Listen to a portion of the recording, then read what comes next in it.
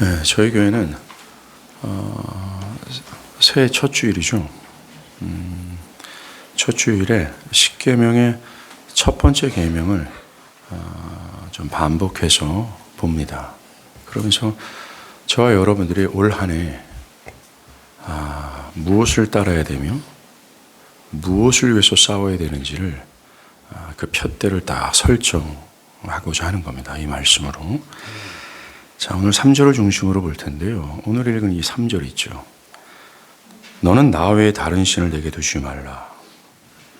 이 첫 번째 계명은 십계명의 첫 번째 위치에 있죠. 이것은 십계명을 대표로 하는 율법 전체의 목적을 담고 있다라고 말씀드릴 수 있습니다.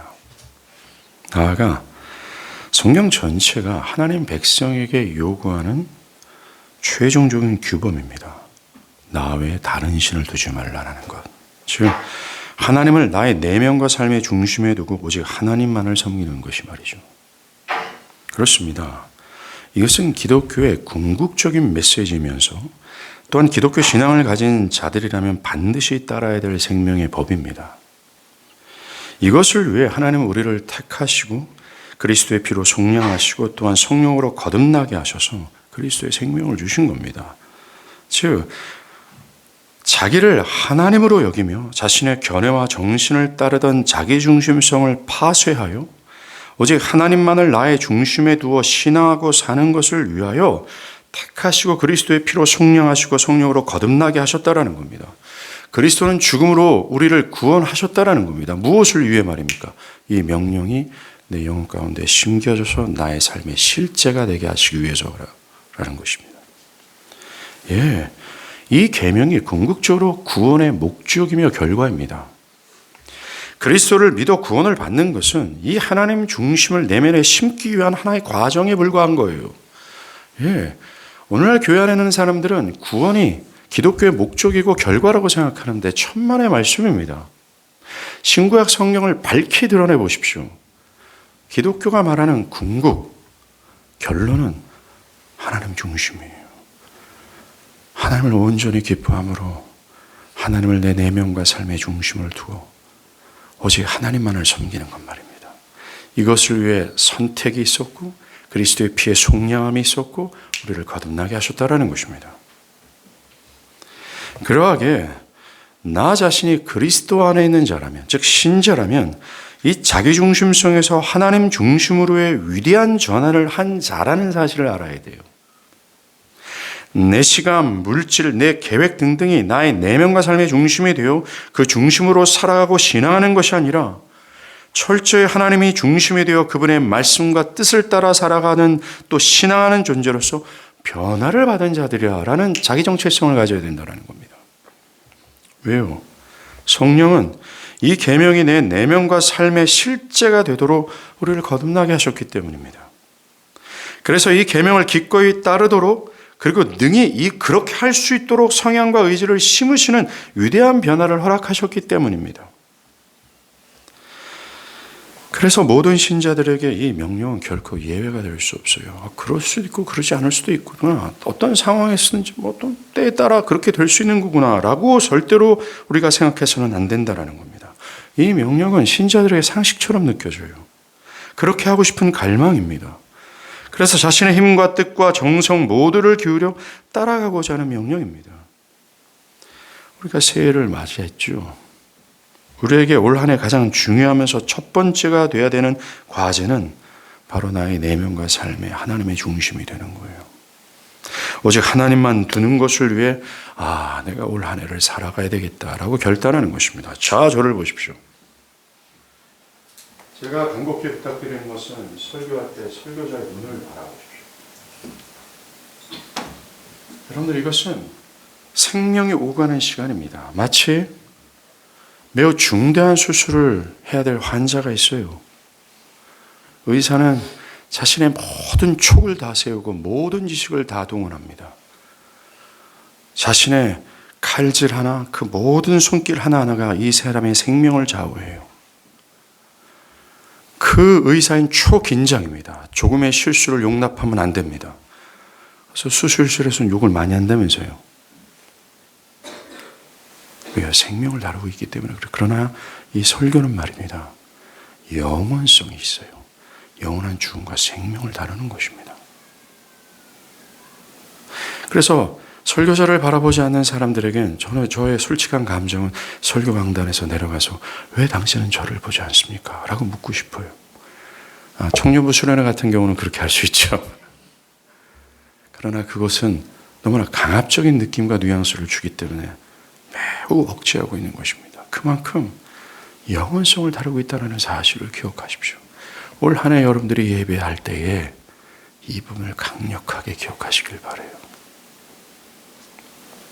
먼저 나 외에 라는 말이 매우 독선적이고 독단적인 뉘앙스처럼 들리죠. 그럴 정도로 유일성을 강조합니다. 하나님 외에 다른 어떤 신들도 인정할 수 없고 허용할 수 없다라고 하는 단호한 하나님의 입장을 선언하신 거예요.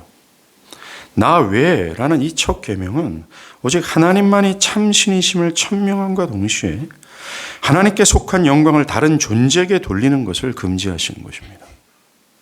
매우 단호하시고 독단적이실 정도로 하나님은 모든 것 위에 탁월한 분임을 주장하시는 겁니다. 이사야서 44장 6절과 7절이죠. 이스라엘 왕인 여호와 이스라엘의 구원자인 만군의 여호와가 이같이 말한다. 나는 처음이요 나는 마지막이라 나 외에 다른 신은 없다. 성경의 첫 부분인 이 천지 창조부터 요한계시록까지 하나님 외에 다른 신이 없다라는 것을 증명하고 있고 우리가 섬겨야 할 분은 오직 하나님이라고 천명하고 있어요. 정말로 성경 곳곳엔 하나님께서는 영광을 받기에 합당하다라는 기록들로 가득 차 있습니다. 하나님은 하나님으로서의 합당한 영광을 받으셔야 하고 또한 다른 신에게 하나님께 돌려야 될 어떤 사랑, 존경, 영광을 돌리는 것을 허용하지 않으십니다. 나 외에라는 겁니다. 우리가 매우 주의해야 될 것이 있습니다. 그것은 하나님 말이죠. 하나님도 존중히 여기고 다른 것도 존중히 여기는 것을 허용하지 않으신다는 것입니다. 하나님과 다른 것을 동시에 마음의 최고의 자리에 두는 것을 하나님은 묵인해 주시는 분이 아니라는 것입니다.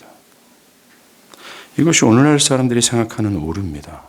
사람들은 자기 나름대로 하나님을 존중히 여기고 있기에 삶에서 돈이나 나의 시간이나 나의 계획 등등을 하나님보다 더 사랑하는 것에 대해서 그것을 중심으로 살아가는 것에 대해서 별 문제의식을 느끼지 않습니다. 자신이 하나님을 나름대로 존중히 여기고 있기에 하나님보다 자녀를 더 사랑하고 있는 것, 하나님보다 직장과 사업을 더 사랑하고 있는 것, 자신이 하고 싶을 때 신앙하고 하기 싫을 때 하지 않는 것 등등 자기 자신을 중심으로 신앙하고 사는 것에 대해서 별 문제의식을 느끼지 않아요. 나는 하나님을 존중히 여깁니다. 그런데 잠시 교회를 안 나가는 것 뿐입니다. 나는 하나님을 존중히 여깁니다. 당장 내일 시험 때문에 나는 오늘 주일날 교회를 안 가는 것 뿐입니다. 하나님이 위치해야 될 가장 자신의 마음의 중심에 하나님과 다른 것을 함께 두는 것을 하나님은 절대로 용인하지 않고 승인하지 않는다라는 것이 바로 오늘 성경 전체가 하나님 백성들에게 요구하는 하나님의 강력하신 뜻입니다. 나 외에라는 것입니다.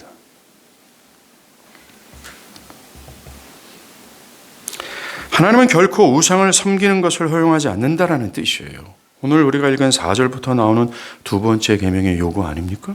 우상 숭배하지 말라고요.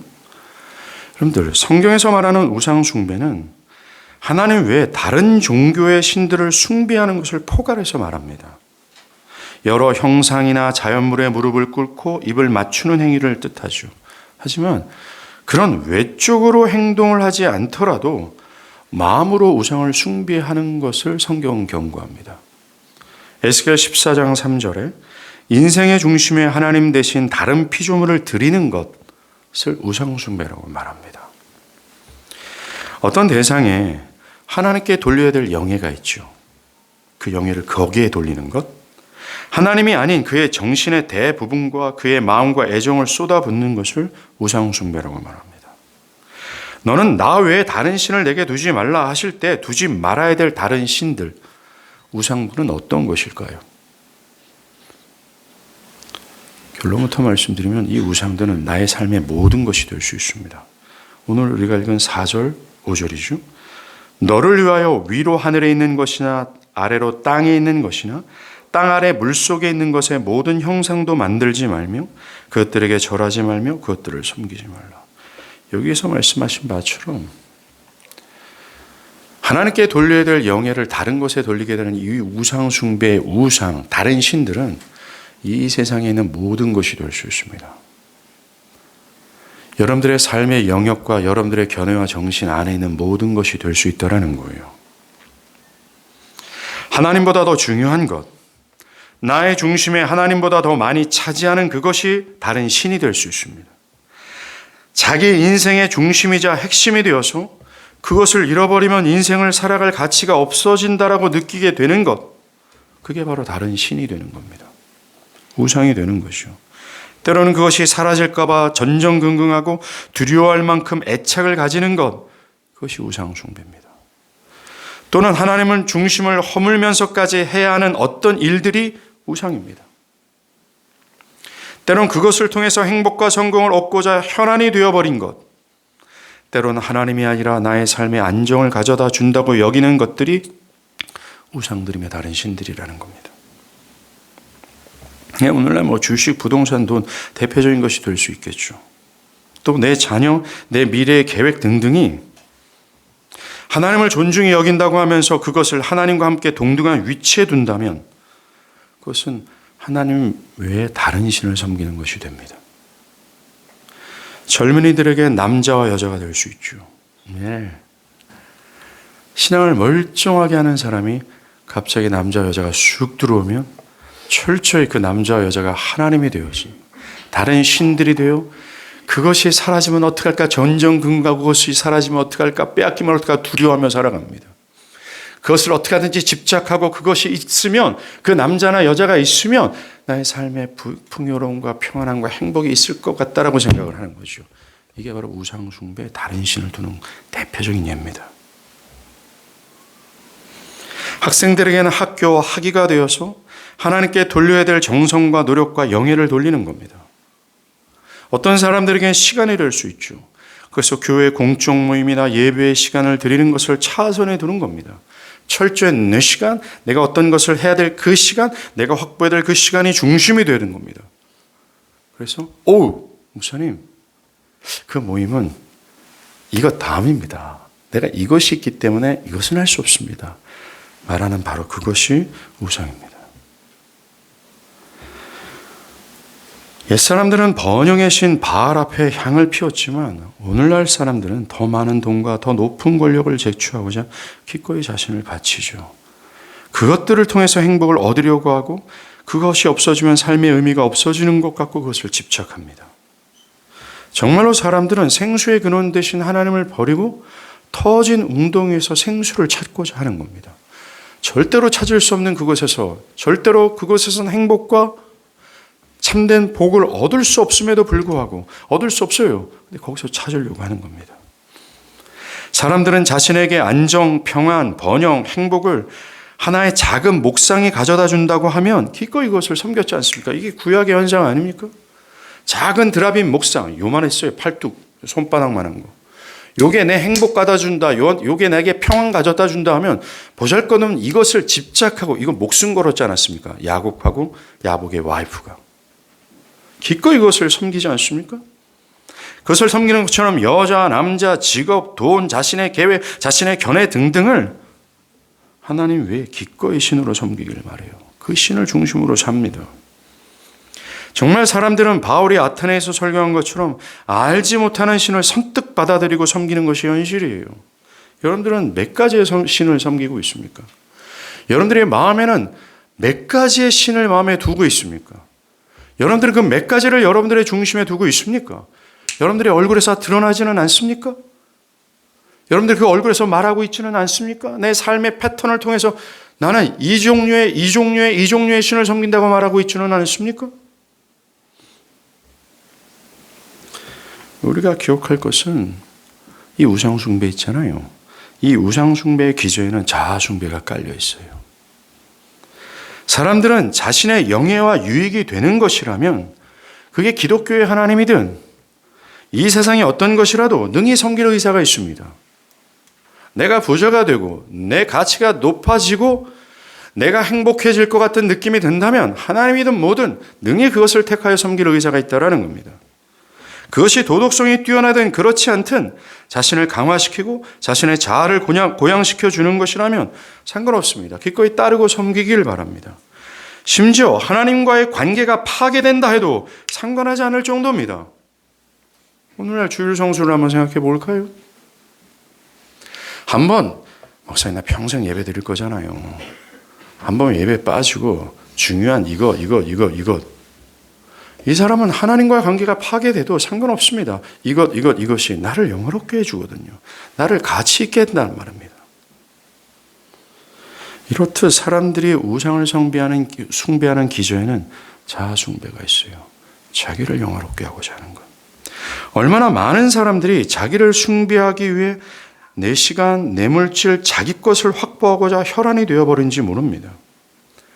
현재 교회 안에는 자기 시간과 여가를 확보하고자 주께서 정해서 오신 예배를 등한시할 정도입니다.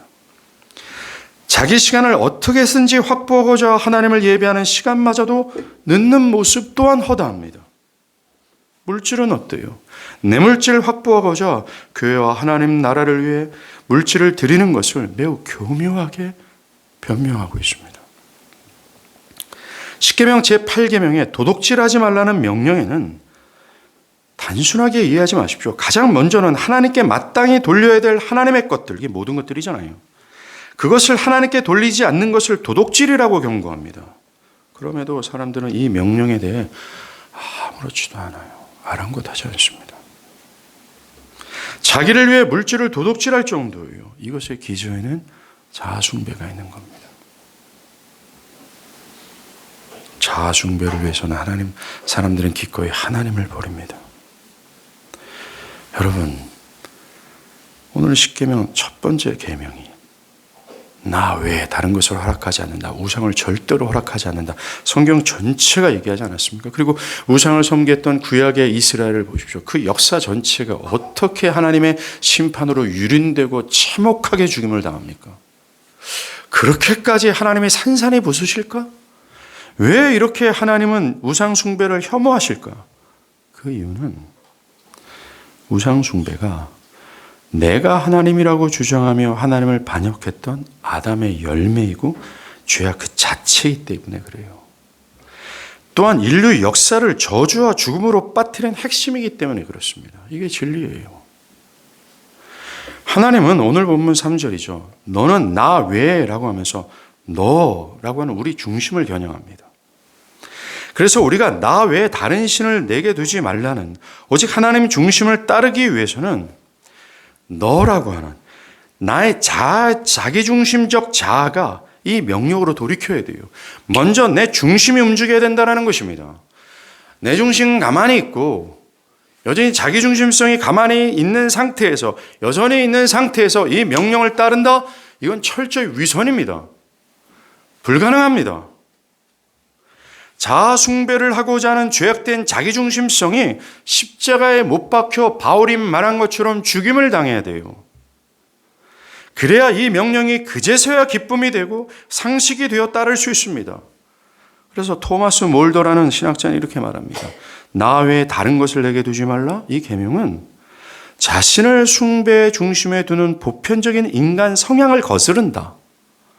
결정적인 회개는 이 첫 번째 계명을 자신의 것으로 만드는 것이다. 곧 자아를 섬기고 자신을 창조의 중심으로 생각하려는 유혹을 뿌리치는 것이다. 회개라는 겁니다. 각 사람 안에 있는 자기가 하나님이기에 내 견해와 뜻이 최고의 권유가 되고 그것이 진리이기에 자신만 믿고 싶어하고 자기만을 따르기를 바라는 강한 습성이 있어요. 하나님의 말씀이 교회의 겉면인 이것보다는 자기 자신의 중심입니다. 이게 바로 전적으로 타락한 상태예요. 사도 바울이 에베소 2장에서 말하는 허물과 죄로 죽은 상태입니다. 거듭나지 않는 상태라는 것입니다. 에스겔 선지자가 골짜기에 하나님에 대해서 죽은 지 너무나 오래된 깡마른 마른 뼈와 같은 겁니다. 하나님의 말씀에 대해서 반응할 수도 없고 하나님에 대해서도 감각이 전혀 없는, 생기가 전혀 없는 영적 죽음의 상태라는 거예요. 즉 자기중심성이 말입니다.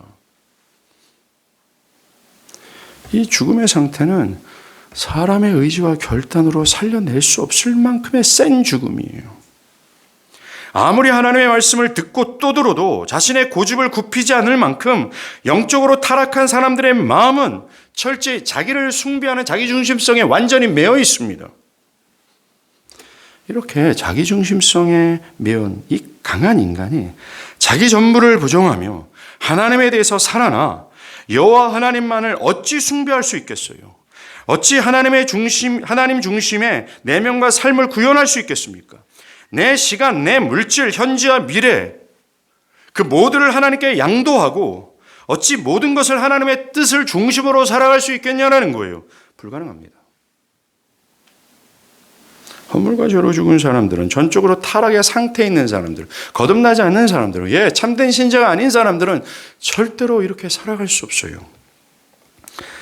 그래서 성령으로 거듭나야 합니다. 성령께서 이러한 강팍하고 굳어져 있는 이 자기중심성의 마음을 제거하시고 새 마음을 주셔야 돼요. 이 새 마음은 여러분들이 생산해낼 수 있는 마음이 아닙니다. 하나님이 주셔야 되는 마음이에요. 하나님께서 이 계명을 따르기를 기뻐하는 성향과 의지를 심어주셔야 돼요. 하나님의 말씀을 적극적으로 수용하고 순종하고자 하는 새 마음을 성령이 주셔야 합니다. 새롭게 변화를 받아야 된다는 거예요. 이게 기독교가 말하는 구원입니다. 아까 제가 말씀드리지 않았습니까? 이 명령이 기독교의 궁극이라고 말이죠. 이것을 위해서 하나님은 태초에 우리를 선택하셨고 그리스도는 자신의 죽음으로 우리의 죄를 속량하셨고 성령으로 우리를 거듭나게 하신 거예요. 구원의 상태란 이 첫 번째 명령이 여러분 심령 가운데 성령이 심겨주신 것이고, 구원의 상태란 이 첫 번째 명령을 실제의 삶에서 구현해내는 겁니다. 이게 생명이라는 거예요. 반대가 죽음이라는 것입니다. 자, 저는 여러분에게 도전하고 싶습니다. 여러분은 죽음의 상태에 있습니까? 생명의 상태에 있습니까?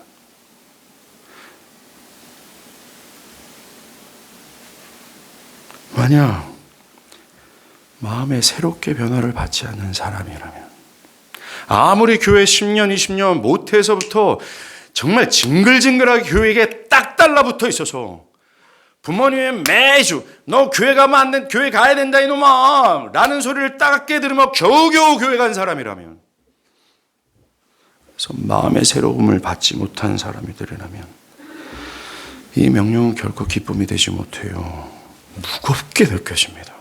자기를 억압하고 자신의 것을 빼앗아가는 그러한 메시지로밖에 안 들려요. 성령이 그 마음에 변화를 주지 않는다면 결코 나 외에 다른 신을 두지 말라는 명령을 받아들일 수 없습니다. 동의는 할 수는 있지만 결코 따를 수 없어요. 여러분들, 만약 이 변화가 없으면 말입니다. 이 말은, 이 명령은 부담이에요. 억압입니다. 그게 지속되다가 어느 순간서부터는 짜증이에요. 이게 기독교예요? 왜 우리 교회에서만 이렇게 말해? 다른 교회 앉으면 그런 얘기 들리지도 않고 부담스럽지도 않은데 라는 반응이 시작됩니다. 그러기 전에 회개하셔야 돼요. 교회가 하나님의 말씀으로 그를 인도하기 위해 권면하는 여러 주님의 말씀들이 있지 않습니까? 예배를 이렇게 드리십시오. 기도를 이렇게 하십시오. 하나님의 말씀을 배우러 오십시오. 이 모든 권면이 자신의 시간을 강탈하는 느낌이 드는 거예요. 내가 짜놓은 계획이 있어요. 이 나의 계획은 내 성공을 목표로 하고 있습니다. 물질적인 성공이든 내면적인 성공이든 도덕적 성공이든 어떤 성공을 목표로 하고 있어요. 이 플랜이 짜 있는데 그를 하나님의 사람으로 인도하기 위해서 권면하는 모든 주님의 교회들이 하는 주님의 말씀들의 모든 권면들, 그 권면들이 이 계획을 파괴하는 공격으로 느껴집니다. 이게 자기중심성의 특성이에요. 이 자기중심성은 매우 은밀합니다. 이게 얼마나 깊이 숨겨져 있는지 하나님의 말씀을 비집고 들어가 그것을 깊이 파고 들어가 겨우 발견할 정도로 매우 은밀합니다. 매우 위장되어 있어요. 더 심각한 건 뭔지 아십니까? 자기중심성에 매여 있는 사람들은 자기 중심성에 매여 있다고 모른다라는 겁니다.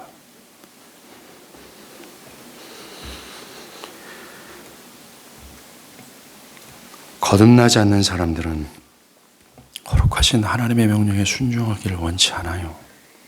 그러하기에 주님의 뜻이니 말씀이니 그를 사랑해서 하는 모든 신앙적 권면 등등이 자신을 억압하고 불편하고 자신의 계획들을 파괴하는 권위주의처럼 느껴질 뿐입니다. 여러분들 한번 여러분들이 듣는 말씀들이 권위주의처럼 느껴지지 않습니까? 심각한 경고를 올려야 됩니다. 그러하기에 이 계명은 하나님의 은총을 받은 자들에게만 하는 명령이에요. 마음에 새롭게 변화를 받은 사람들에게 명령되어진 것이 아닙니다. 왜요? 마음에 새롭게 변화를 받은 사람들만 이 명령을 따를 수 있기 때문에 그렇습니다. 오늘 우리가 읽은 본문, 하나님이 누구에게 명령을 하고 있습니까? 이스라엘이에요. 애굽에서 종되었던 처지에서 어린 양의 피와 하나님의 주권적인 은혜로 건짐을 받은 이스라엘입니다. 그래서 하나님이 나의 하나님이 되고 하나님의 백성이 된 자들에게 이 명령이 주어지고 있어요. 하나님의 백성이 되지 않는 사람들에게 이 명령이 주어지지 않아요. 억압입니다. 들리지도 않아요. 부담도 안 느껴요. 지금으로서 누구예요? 그리스도의 죽음으로 구원을 받은 신자들입니다. 그래서 나 같은 죄인을 살리신 그리스도의 십자가의 은혜에 소림 끼치도록 전율한 사람들이에요. 참된 회개와 믿음을 소유한 자들입니다. 그렇습니다. 참된 신자들에게 이 계명은 주어졌고 또 참된 신자들에게 이 명령을 하시는 것이고 참된 신자들만 이 명령을 따를 수 있는 것입니다. 그러하게 이 명령을 수행하기 전에 가장 먼저 전제되어야 될 것은 참된 신자가 되어야 돼요. 참된 신자가 되어야 된다는 겁니다. 만약 나 자신이 명령에 비롯하여 자기 중심성을 부인하고 하나님의 중심적 내면과 삶을 기뻐하지 않고 있다면 여러분에게 필요한 것은 참된 신자가 되는 겁니다. 우리는 제가 여러 차례 얘기한 것처럼 기독교는 말입니다. 원인이 중심이에요. 원인이 중요해요. 많은 사람들은 이 근원적 원인, 이 거듭남, 변화, 구원, 참된 믿음, 참된 신자라는 이 원인을 돌아보지 않은 채 표면적인 것만 돌아봅니다.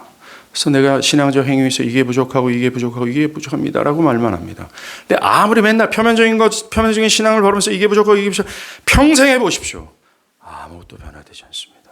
시간이 갈수록 종교적인 타고난 행위만 늘 뿐이에요. 이걸 보십시오. 오늘 본문도 이것을 지적하는 겁니다.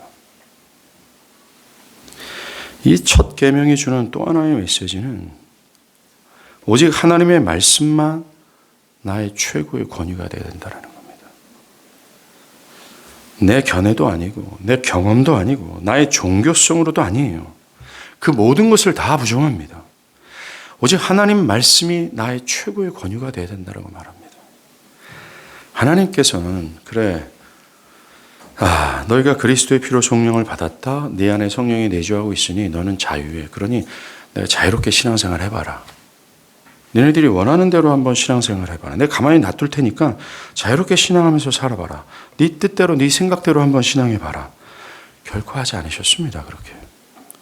요한복음 14장 너희가 나를 사랑하면 내 계명을 지킬 것이라고 하면서 신자들에게 요구하는 것은 하나님의 뜻을 따라 살아가는 것이었어요. 만약 사람들이 내 견해가 최고의 권유가 되어 내 견해에 따라 신앙하고 산다면 결과는 뻔합니다. 사람들은 결코 하나님의 말씀이 아니라 철저히 죄악된 본성인 자기 중심성에 어울리는 신앙과 삶을 살아갈 뿐이에요. 내 견해가 최고의 권유가 되어진 사람들은 말입니다. 이런 기독교를 원해요. 자신의 삶에 어떤 부담도 주지 않는 기독교.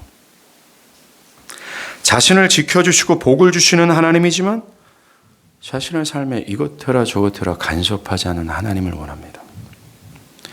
자신의 죄에 대해서 매우 관대하시면서 그저 사랑만 해주는 거짓된 하나님을 형상화해 우만방자한 신앙적 행위와 삶의 태도를 가지고 살아갑니다.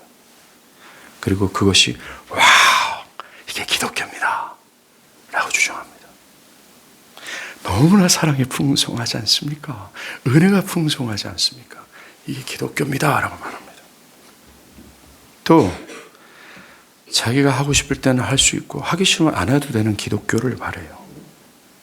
하나님을 중심으로 하나님을 영화롭게 하는 기독교가 아니라 내가 중심이 되고 하나님은 나 따라다니면서 내가 어떤 상황이 있든지 내가 요구하면 복을 때리는 하나님을 원합니다.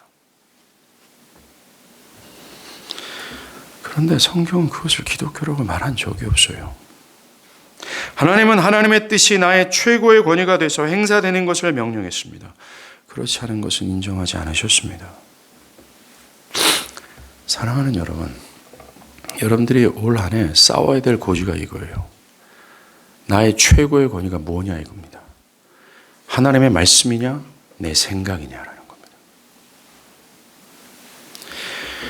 신앙의 생명력을 잃게 되는 첫 출발점이 이 고지를 빼앗길 때예요. 즉 하나님의 말씀이 아니라 내 생각의 최고의 권위가 될 때 absolutely 여러분들의 신앙의 생명력은 힘을 잃게 됩니다. 나의 최고의 권위가 하나님의 뜻이 아니라 자기 자신이 될 때 신앙은 무기력해지고 회의감을 느끼고 별로 의미가 없어지는 거죠. 또 순종이 아니라 저항이 올라오는 그 첫 번째 시발점도 이 고지가 탈환됐기 때문에 그래요. 마귀의 권위, 마귀로 인해.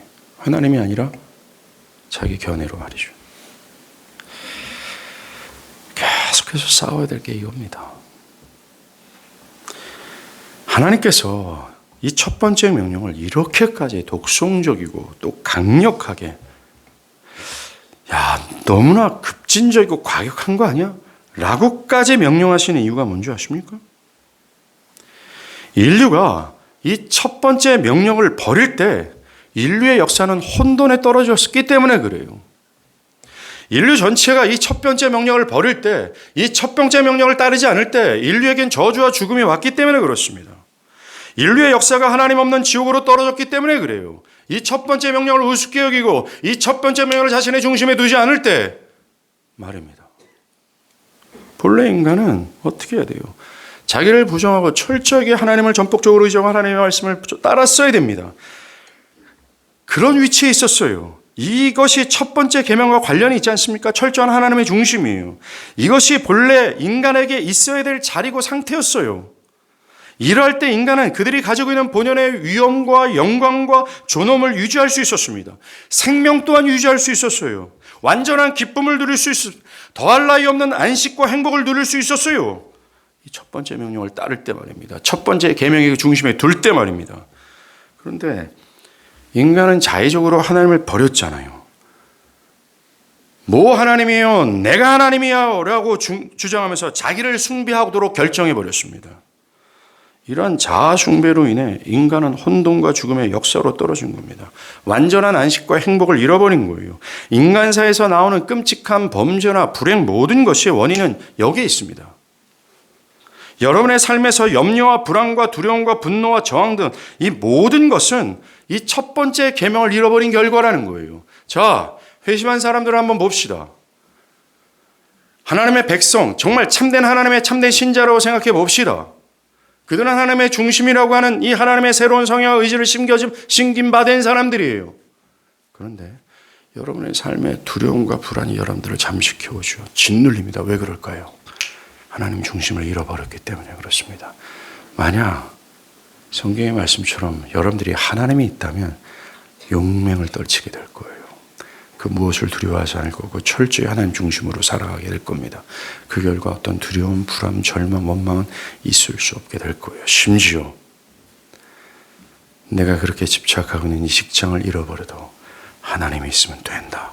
하나님이 하신다. 하나님은 하나님을 따르는 자들의 삶을 책임진다. 라고는 무한한 확신이 여러분들을 사로잡습니다. 우리의 삶을 결정짓는 것은 첫 번째 계명이에요. 인류 역사를 결정지었던 것도 바로 이 첫 번째 계명입니다. 왜 오늘날 교회 안에 있다고 하면서 내가 신자라고 하면서 일상의 삶에서 전전긍긍하며 이거 없어지면 안 돼요. 하나님 제껴가며 하나님 관계를 파괴하면서까지 왜 세상에 대해서 침을 흘리며 질질질 세상에 끌려가는 이유가 뭔지 아십니까? 하나님에 대한 확신이 없어요. 하나님 중심이 없어요. 하나님의 영광이 흐리멍텅해요. 바로 그겁니다.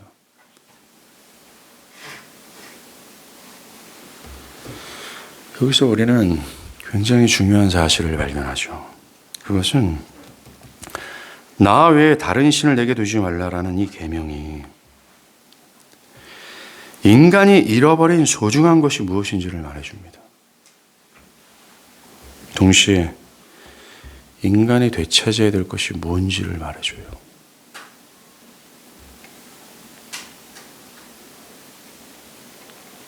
이게 바로 하나님 중심입니다.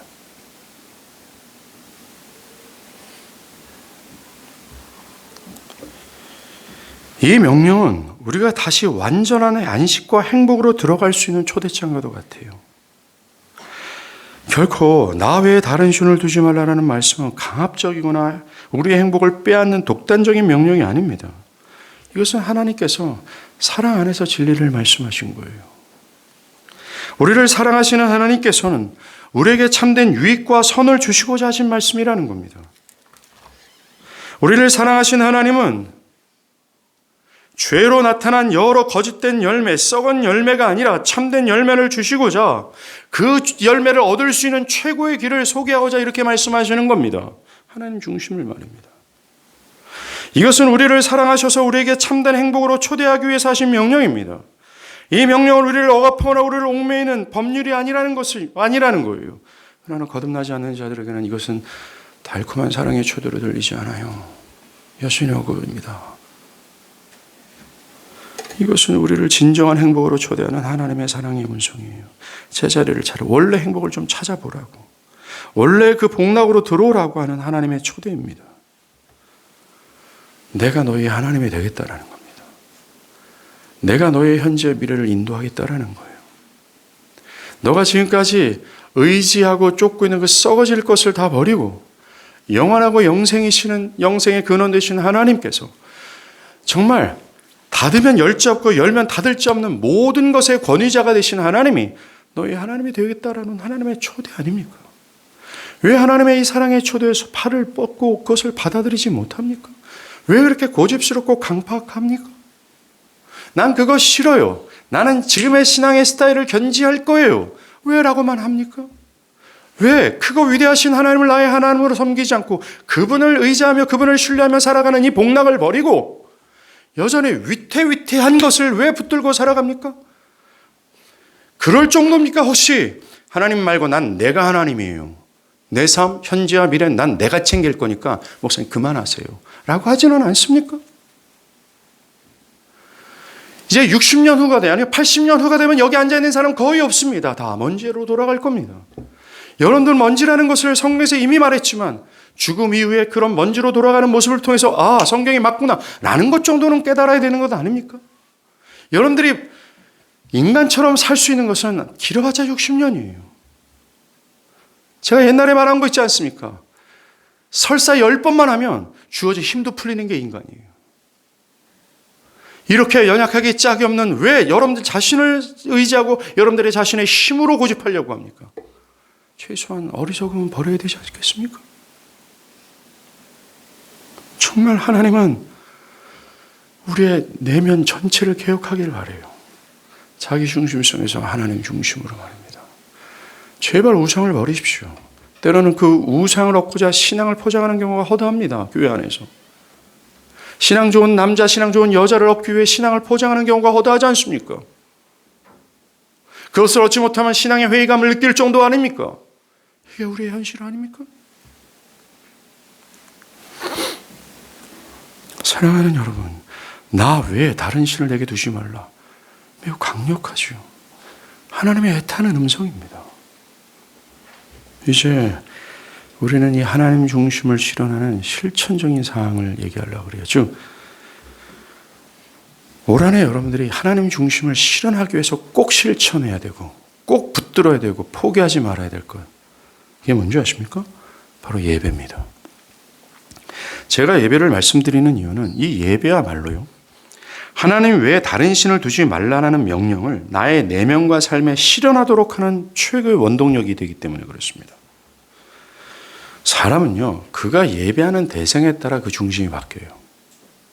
그가 무엇을 사랑하는 거 있잖아요. 집착하는 거 있지 않습니까? 그것이 없으면 안 돼요. 그것을 확보하고자 합니다. 현재의 것이든 미래의 것이든 어떤 것 있지 않습니까? 그 숭상하는 그것 있지 않습니까? 그 예배하는 대상이 그 사람의 중심을 차지합니다. 그러하게 예배를 그 어떤 이유에서든지 등한시하거나 참여하지 않은 일이 잦아들 때 사람의 내면과 삶에는 하나님이 중심이 되는 건 불가능합니다. Absolutely. 하나님이 아닌, 특별히 주일이죠. 예배를 참석하지 못하도록 한 그것들이 그의 중심을 차지하고 있는 것이 확실합니다. 웨스트민스터 신학교 교수인 마이클 홀튼이 나는 목사로서 내가 아는 사람 가운데 불규칙하게 교회에 출석하는 사람 중 애석하게도 대다수는 더 이상 교회에서 활동하는 교인이 아니며 많은 사람은 완전히 교회를 떠났다라고 말합니다. 예배는 하나님 중심을 결정짓는 실천적인 요소예요. 하나님을 예배하는 데 있어서 가장 경계해야 되는 것은 인간 중심의 예배예요. 아까도 말씀드린 것처럼 그 예배의 대상이 그 사람의 중심을 차지하는 논리처럼 예배가 하나님 중심이 아니라 인간 중심이 되어버리면 그의 삶과 견해가 인간 중심이 되어버리기 때문에 그렇습니다. 오늘날 교회 안에 있는 사람들 대부분이 가지고 있는 신앙적 견해가 대부분 어떻습니까? 매우 주관적인 것 아닙니까? 성경의 객관적인 진리에 따라 생각하고 살고 신앙하기보다는 자기 나름대로 설정한 주관적인 견해에 따라 신앙하고 살아버리지 않습니까? 자기 중심이 되어버린 이유가 뭐예요? 결론적으로 말씀드리면 이 예배가 하나님 중심이 아니라 인간 중심의 예배가 되었기 때문이고, 두 번째는 예배하는 그가 아무리 그 교회가 하나님 중심으로 예배드린다 할지라도 이 예배를 향한 또 예배를 드리는 과정에서 그가 인간 중심의 예배를 드리기 때문에 그렇습니다. 여러분, 주일날 한번 상상해 보세요. 주일에 하나님을 예배하러 오면서 하나님을 기쁘시게 해드리고자 하는 마음보다는 어떻게 해서든지 하나님만을 향하고 하나님을 영화롭게 하고자 하는 열이 없이 자신에게 집중하지 않습니까? 사고 속에는 예배를 통해서 자기가 감동받기를 원하고 자기가 은혜에 전율하고자 하고 어떤 짜릿한 순간을 기대하는 등 자기에게 어떤 유익함이 있을까만을 생각합니다. 어떤 사람들은 예배에 참여하는 것이 자신의 종교적 공덕을 쌓고자 하는 의무감으로 참여합니다. 또 이 공적인 예배에 참여하지 않으면 뭔가 삶에 손해가 올 것 같은 두려움 때문에 참여하는 경우도 있습니다. 또 어떤 사람들은 설교 시간쯤에 오던 분들이 있습니다. 그는 하나님을 예배하기보다는 설교를 듣고 어떤 자신의 깨달음을 얻고자 하는 경우죠. 이게 올바른 것입니까? 설교를 통해 내가 유익을 얻고 어떤 새로운 것을 얻고자 하는 겁니다. 이들은 예배의 중요한 목적을 상실했어요. 하나님이 아니라 자기 자신입니다. 하나님을 기쁘게 하려는 것이 아니라 하나님을 통해서 자신이 기쁨을 얻으려고 하는 거죠. 어떤 사람들은 이 교회 주차장이 있나? 화장실은 깔끔한가? 아이들을 위한 편의시설은 갖추었는가? 예배 공간과 분위기는 나에게 맞는가? 예배 시간은 긴가 짧은가? 등등 모두가 자신이 하나님께 맞춰드리기보다는 예배가 자신에게 맞춰줘야 된다라고는 사고가 있어요. 그게 어떻게 예배입니까? 그 기준에는 하나님을 기쁘시게 해드리는 것이 아니라 자기를 기쁘게 하는 의도가 깔려져 있어요. 안타까운 건 교회 또한 이런 자들의 취향과 성향에 맞춰 예배를 구성한다는 겁니다. 사람들에게 편의를 제공하고 사람들의 기분을 좋게 하려는 음악의 스타일과 사람들의 주말 여가 시간을 할애하기 위해 예배를 짧게 드리는 거죠. 그리고 하나님을 업신여기는 자들이 듣고 싶어하는 메시지를 선포하는 겁니다. 심지어 늦게 일어나서 무거운 몸을 이끌고 마지못해 와서 예배가 언제 끝나나 하는 사람들에게 어떤 문제의식도 주지 못합니다. 진공 상태에서 습관적으로 예배 드리는 것에 대해서 문제를 지적하지 않습니다.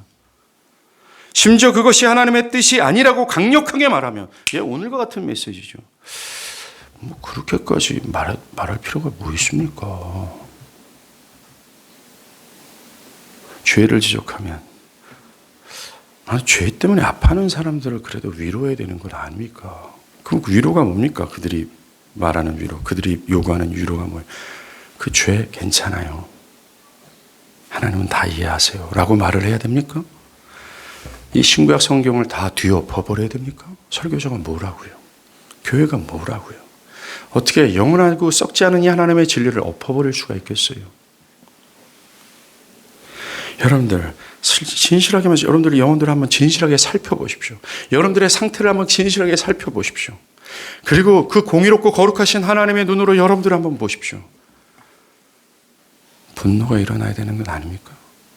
여러분들은 여러분의 자녀가 몇 번 여러분들의 말을 안 듣는 것 때문에 막 불처럼 화를 내지 않습니까?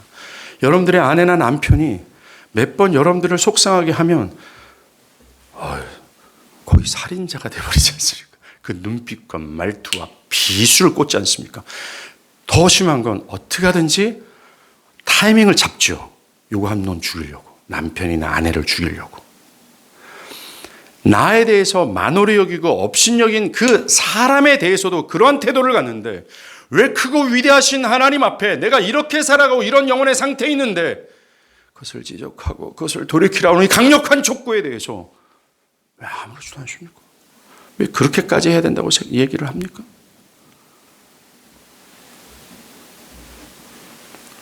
사람들은 내가 오늘 온전한 예배를 했는가? 내가 정말 하나님을 향해서 예배했는가? 하나님을 영화롭게 했는가? 정말 내가 하나님을 집중하고 그분만을 즐거워했는가? 과연 우리의 예배가 하나님을 중심으로 하나님만을 향했는가? 답으로 이 예배가 성공적이었다라고 평가하지 않습니다. 그냥 나에게 예배가 어땠는가? 이 예배에 내가 은혜를 받았는가로 결정해버려요. 얼마나 자기중심성입니까? 이렇게 자기중심적 예배를 드리는 사람들은 말입니다. 그 견해, 신앙적 견해는 철저히 자기중심적인 게 맞습니다.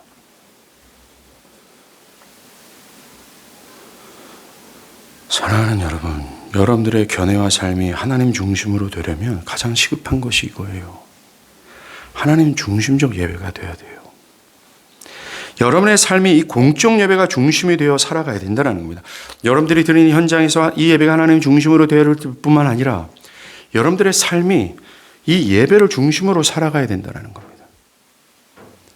그 예배를 위해서 여러분들의 시간을 부인해야 돼요. 이 예배를 위해서 때로는 여러분들의 건강을 부인해야 됩니다. 여러분들의 삶의 컨디션을 부인해야 됩니다. 주일 예배를 자유롭게 드리기 위해 학업이나 직장의 업무를 쌓아두지 않고 부지런히 일하고 공부해야 돼요. 때로는 직장을 그만둘 각오를 하고 예배를 중심으로 살아야 될 정도입니다. 여러분들이 이 예배를 성경적으로 정말 예배를 사고하고 있는가? 그리고 여러분들의 삶이 정말 예배를 중심으로 해서 기꺼이 나의 것을 부정하고자 하는 이 태도가 있는가에 따라 여러분들이 하나님의 중심으로 살아가는가 그렇지 않는가를 판가름할 수 있다는 거예요. 그러하게 여러분은 이 주일 예배를 위해 자기를 부인해야 됩니다. 주일 예배를 가로막고 있는 직장의 스케줄을 거슬러야 돼요. 때로는 주일에도 출근하라는 말에 직장 상사에게 정중하고 겸손히 말을 해야 됩니다. 만약 그것이 되지 않을 때는 하나님을 신뢰하는 마음으로 직장을 그만둬야 돼요. 우리 교회에 한 자매가 있어요. 그 자매는 오랫동안 그 취업을, 직장을 구했어요. 잘 안 됐습니다. 그런데 정말 내가 좀 들어가고 싶은 회사의 면접을 봤습니다. 그 회사에서는 이 자매를 뽑으려고 했어요. 그런데 그 회사에서 우리 회사는 일요일 날까지 출근해야 됩니다. 라고 말을 할 때 그 자매는 나는 교회를 가야 됩니다. 라고 했대요. 직장에서 그러면 한 달에 한 번인가 두 번인가는 허락할 겁니다. 나머지는 그냥 주중에 쉬십시오. 그러자 그 자매의 말은 이거예요. 내가 무슨 정신이었지 모르겠지만 아니라고 답했다고 말합니다. 오랫동안 직장을 구했고 또 그 직장에서 본인을 선호하는 것, 또 본인을 이게 하려고 하는데도 나왔대요. 나올 때 5만 가지 생각이 들었대요. 나오는 뒤에서 직장 면접관이 그 자매를 불렀답니다. 오라고. 그럼 3개월만 일해보라고. 주일날 교회 가고. 우리는 주일날을 이 예배를 드리고자 자기를 여러 가지를 부인하지 못하는 이유는 이미 그 안에 하나님 중심이 없기 때문에 그래요. 하나님의 크고 위대하심에 대한 신뢰감이 없기 때문에 그렇습니다. 없어도 된다. 하나님이 먹이고 입힐 거다. 없어도 된다. 하나님이 닫힌 거 다시 열리게 될 거다. 하나님은 하나님을 따르는 자들에게는 복과 은혜를 허락하실 거다라고 하는, 이게 제 말입니까? 성경이잖아요. 이걸 믿지 못하기 때문에 그래요.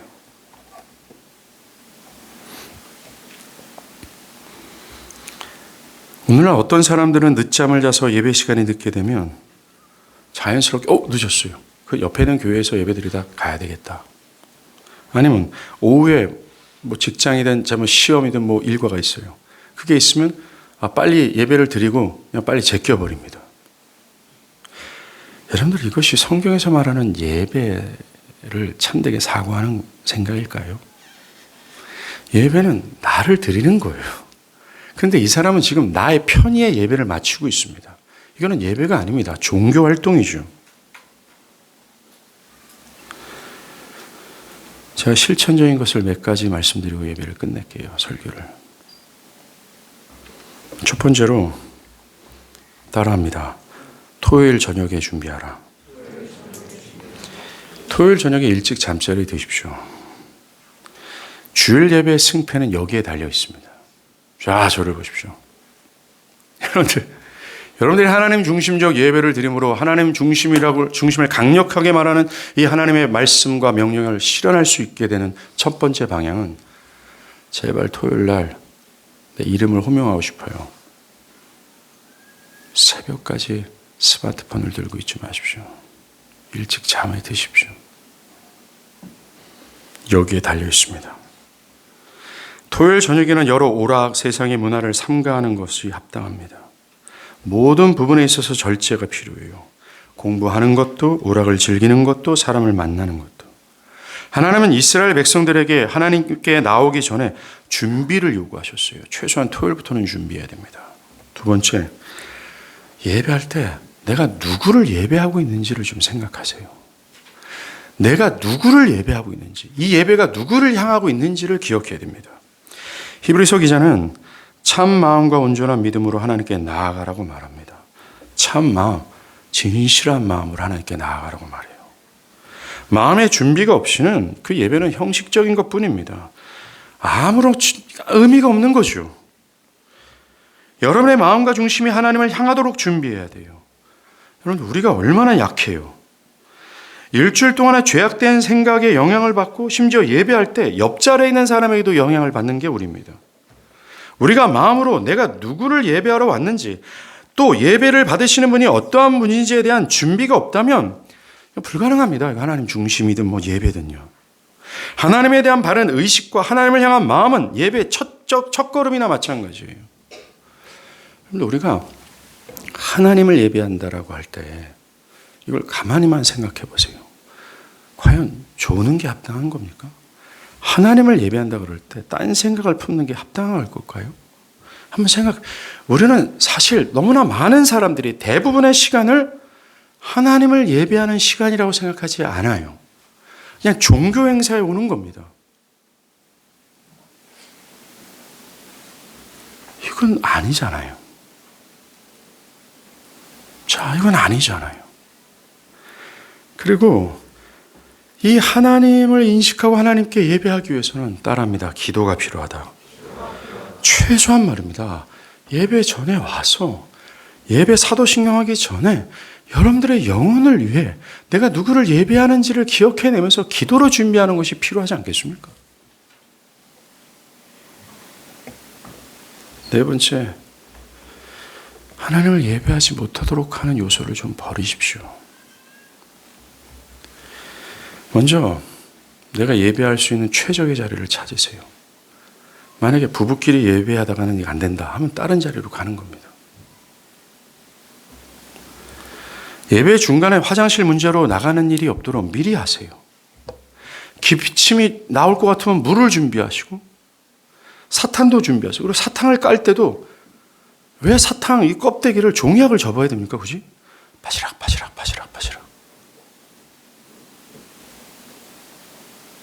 예배 시간에 피곤이 몰려들지 않도록 토요일 저녁에는 일찍 잠자리에 누워 충분한 휴면을 취하세요. 특별히 모든 분들에게 부탁합니다. 여러분들이 갖고 있는 스마트폰이 있죠. 절대로 예배 시간에 여러분들 앞에 내놓지 마세요. 성경을 찾으면 성경책을 가지고 오십시오. 예배하는 중간에도 설교하는 중간에도 카톡을 확인해요. 왜 확인합니까? 왜 다른 앱을 창에 열려서 다른 것을 왜 검색하고 있습니까? 이미 그 사람은 하나님이고 뭐가 없어요. 하나님 완전 지워버렸습니다. 하나님을 예배하는 게 아니에요. 그냥 종교 행사에 참여하는 게. 오면 안 돼요. 의미가 없기 때문에 그렇습니다. 그냥 나이트를 가는 게 낫습니다. 목사님 어떻게 그렇게 말씀하세요? 그렇게 하나님을 만홀히 여기나 여기서 하나님을 더 크게 만홀히 여기거나 이게 더 중재라는 사실을 여러분들 모르겠습니까? 이 예배가 어떠한 시간인지를 모르겠습니까?